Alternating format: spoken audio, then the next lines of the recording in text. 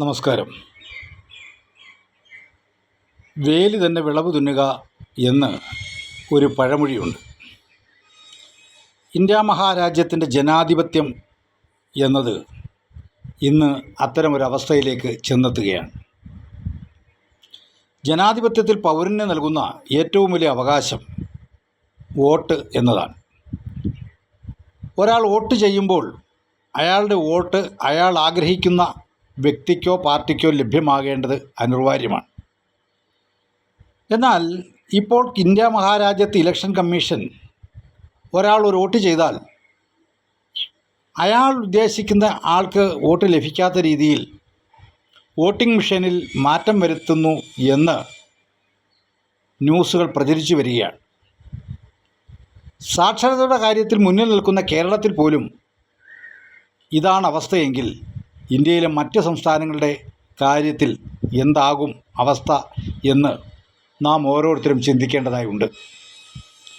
ഞാനിത് പറയാൻ കാരണം, കഴിഞ്ഞ ദിവസം വിവിപാറ്റ് കേരളത്തിലെ ചില ബൂത്തുകളിൽ തുറന്ന് പരിശോധിച്ചപ്പോൾ ഒരു വോട്ട് ഒരാൾ ഒരു ചിഹ്നത്തിൽ കുട്ടിയാൽ ആ വോട്ട് 4 പരിണമിക്കുന്ന അവസ്ഥ.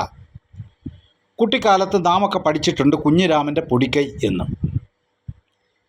ആ പാഠത്തിൽ പഠിച്ചത് കൂട്ടാണ് ഇപ്പോഴവസ്ഥ. ഒരാൾ ഒരു ചിഹ്നത്തിൽ ഒരു വട്ടം കുട്ടിയാൽ ആ ഒരു പ്രത്യേക ചിഹ്നത്തിന്, അതായത് കേന്ദ്രം ഭരിക്കുന്ന പാർട്ടിയുടെ ചിഹ്നത്തിന് ഒരു വോട്ടൊരാൾ ചെയ്താൽ അത് 4 പരിണമിക്കുന്നു. ഇത് ജനാധിപത്യത്തിൻ്റെ നഗ്നമായ ലംഘനമാണ്. അതുപോലെ തന്നെ ഇന്ത്യ മഹാരാജ്യത്ത് ഇന്ന് ഭരണത്തിലിരിക്കുന്ന പാർട്ടിയുടെ പ്രധാനമന്ത്രി ശ്രീമാൻ നരേന്ദ്രമോദി ഇലക്ഷനുമായി ബന്ധപ്പെട്ട് വിവിധ സംസ്ഥാനങ്ങളിൽ നടത്തിയ പ്രസംഗങ്ങൾ, അത് കേൾക്കുന്ന ഏതൊരു ജനാധിപത്യ വിശ്വാസിക്കും തോന്നുന്നത് ഇന്ത്യ മഹാരാജ്യം മോഡിക്ക് തറവാട്ട് സ്വത്തായ ആരോ പതിച്ചു നൽകിയതാണ് എന്ന രീതിയിലാണ്.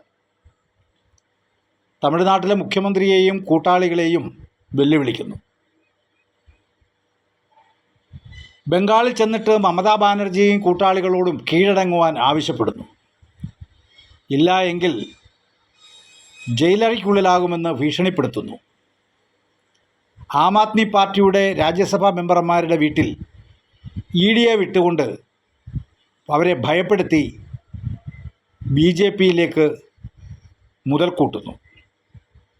ഇതൊക്കെ ഒരു ജനാധിപത്യ രാജ്യത്ത് ജനാധിപത്യം കാത്തു സംരക്ഷിക്കേണ്ടവർ നടത്തുക എന്ന് പറഞ്ഞാൽ വേലി തന്നെ വിളവ് തിന്നുന്നു എന്ന് നാം കാണേണ്ടിയിരിക്കുന്നു.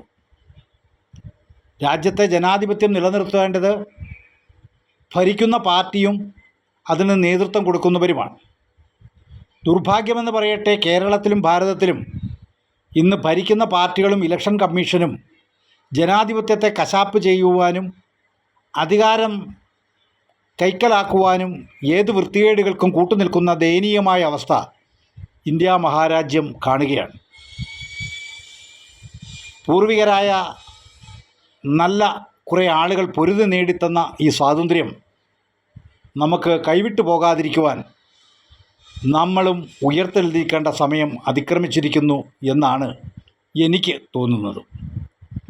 കാരണം നമ്മളുടെ ഏറ്റവും വലിയ സമ്പത്തായ വോട്ടെന്ന അവകാശത്തെ പോലും കവർന്നെടുക്കുന്ന ഭരണകൂടം, അതുപോലെ തന്നെ ഇന്ത്യ മഹാരാജ്യം ഫെഡറൽ സംവിധാനത്തിൽ രൂപം കൊടുത്ത ഒരു രാജ്യമാണെന്ന് മനസ്സിലാക്കാത്ത ഭരണാധികാരിയും അവരുടെ ശിങ്കിടികളായ രാഷ്ട്രീയ കൂട്ടായ്മകളും, ബ്രിട്ടീഷുകാരൻ ഇന്ത്യയിൽ വരുന്നതിന് മുമ്പ് നൂറുകണക്കിന് നാട്ടുരാജ്യങ്ങളായി സ്വയംഭരണ പ്രദേശങ്ങളായി ഭരിച്ചിരുന്ന രാജ്യങ്ങളാണ് ഇന്ത്യ എന്ന് മനസ്സിലാക്കുവാൻ വിവരമില്ലാത്ത സംഘികളും ആ സംഘികൾ കേശാന പാടുന്ന വിഡ്ഢികളും നമ്മുടെ നാട്ടിൽ ഇന്ന് ഭരണം നടത്തുകയാണ്.